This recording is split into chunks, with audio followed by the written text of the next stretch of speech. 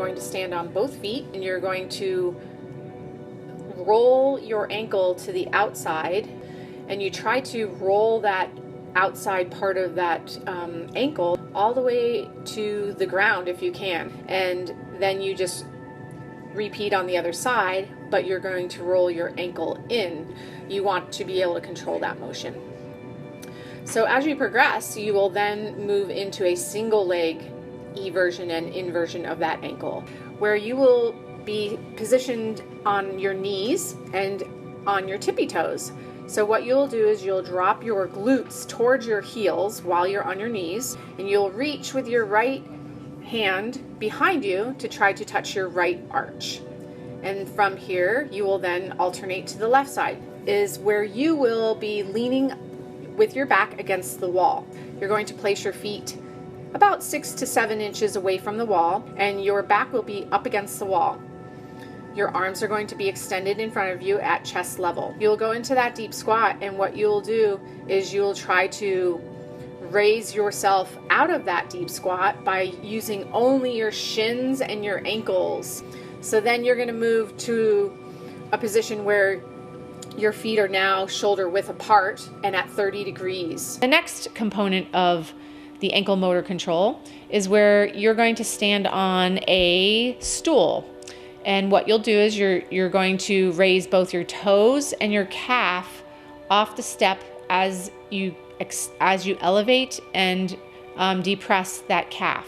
So you'll depress the calf, so you'll lower the calf towards the ground, and then you're going to raise up on your toes. The key to this particular activity is that you're using only your toes. And as you move forward in this activity and get better at it, you'll progress to using only your big toe to raise that calf up and down. This is where you're going to perform a full squat. So you're going to be feet shoulder width apart, but your feet are also at a 30-degree angle.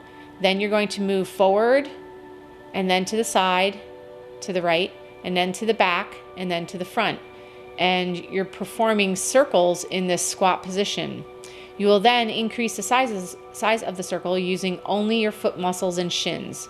So again, the key is that you are in a full squat with your feet flat on the ground, and they are at a 30-degree angle. Then you're moving your body forward, to the side, to the right, to the left, to the back, and to the front, essentially making circles in a squat position. And as you progress to that one, you can also progress to where you're doing that same particular segment, but on a single leg. But for now, you're going to use both legs. And then there is finally the forward lean exercise in this ankle motor control segment. And what you'll do is you'll face the wall, you'll step away from the wall approximately 12 to 18 inches. You're going to have your hands behind your back, and you're going to lean forward towards the wall. And then you're going to lean back away from the wall. Again, you're doing all of this type of movement using only your shins and your feet. And then to continue with ankle motor control, you're going to place a quarter under the ball of your foot, and you're going to perform single leg calf raises and drive the quarter into the ground.